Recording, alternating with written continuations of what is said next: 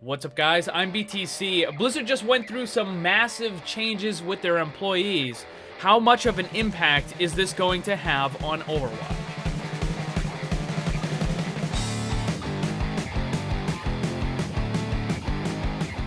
Couple things to get to before the main news. Yesterday I put out an Apex Legends guide for new players.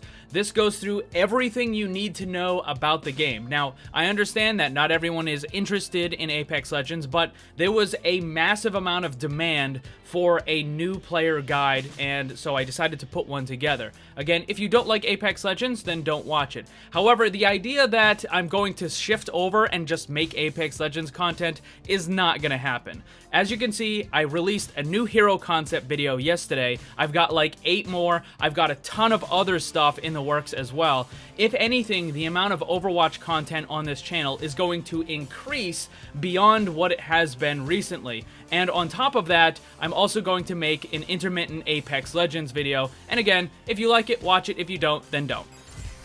Now let's get to the main news story though, and this has to do with Activision Blizzard laying off a pretty sizable amount of the employees. Now, Activision Blizzard has 9,600 employees, and they ended up laying off about 8%, just under 800.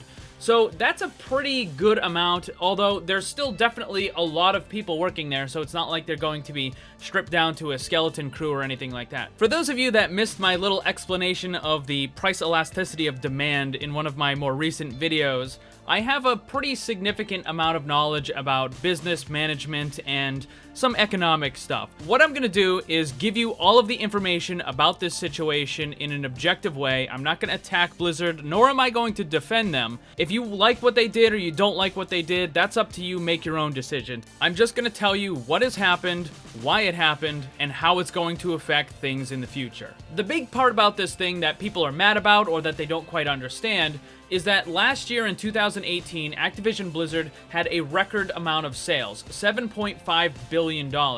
So it doesn't really make sense in the conventional wisdom why they would be just laying off people. You could expect if they had lost money, then yes, they would have to lose employees, you'd have to cut back because, I mean, if the stuff you're making isn't profitable, then you definitely can't have as many people working for you. But because they made such a large amount of money, that's where the whole problem comes into play. The thing is, Blizzard makes more than just one product. They make a whole bunch of stuff. Warcraft, Diablo, Hearthstone, Overwatch, StarCraft, Heroes of the Storm, and other things, right? The whole Activision Blizzard umbrella. Some of those products do really well, some of them don't do well at all. When you're making these decisions from a business perspective, you have to look at all the different products and find what's working and what isn't. Let's say you have 10 products and 8 of them are doing really well, and then 2 of them are just not really doing well at all, or they're even causing your company to lose money. It makes sense to get rid of those products. Now, when you get rid of those products, or when you scale them back, that means you have to lose some of those employees. You might think that you could take those employees and just move them into other departments, other products, but unfortunately, that doesn't quite work all that well. And the reason is, let's say you have to cut a product entirely.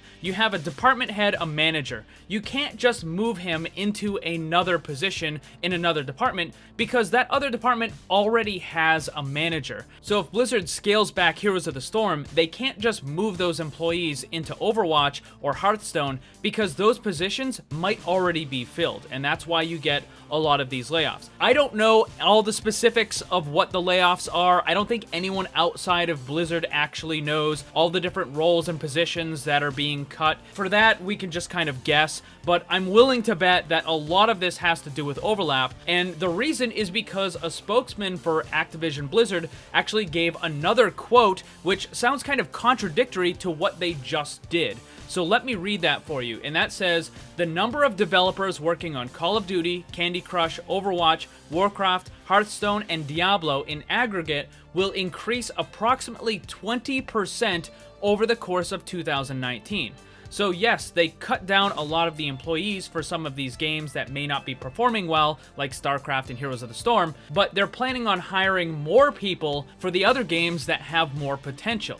And this also kind of goes into what happened with Destiny, because Activision Blizzard completely cut out Destiny from their company, and now Bungie is going to be self-publishing future Destiny updates. And once more, I'm not defending how they handled it or what bonuses they give to what CEO. I'm just explaining the how and the why of what's been going on. As for what is going to happen in the future, it's actually probably going to get better for Overwatch. The obvious thing is what I just mentioned about how they're going to be hiring more employees to focus on the games that they want to prioritize. And in addition to that, J. Allen Brack, who is the president of Blizzard, also made some statements in an interview. I want to point out that this interview has been translated several times from different languages, so it might not be exactly word-for-word quotes. Basically, he said, "We have a lot of new ideas about the Overwatch franchise. The Overwatch you know is only a small part, and the development team has a clear plan. We will significantly increase the size of Overwatch development team to realize this plan. Of course, we will be balancing existing content with new content, and if we would disclose what we're making now, it would be very exciting." So again, some translation errors, but I think the basic idea is that they're going to be putting a lot of emphasis on Overwatch, and also the Overwatch League is going to be a big part of that. Whether or not you like Apex Legends, I think the overwhelming success that that game has already had is actually going to help Overwatch. Yes, it's going to pull away some of the player base, that's a given, but I think it was a really big wake-up call to the people at Blizzard who realized, you know, look, we're going to be in trouble unless we start seriously addressing some of the issues that we've had. Unless we start really focusing on the gameplay, fixing the competitive ladder, and adding things, making stuff more exciting, you know, not having the same recycled events over and over again. I think they finally saw that and they're like, wow, okay, we can't just keep doing the same thing over and over again, because if we do, then we're just gonna be left by the wayside. And that was like a really big wake-up call for the people at Blizzard, at least some of the higher-ups. And now they're going to, I mean, I'm sure they already had plans for refocusing their attention into Overwatch, but this is gonna kind of put that little extra pep in their step, so to speak, in order to make it happen. So there you have it. That's what happened, why it happened, and what we can expect in the future. So what do you guys think about all of this stuff? Let me know down below.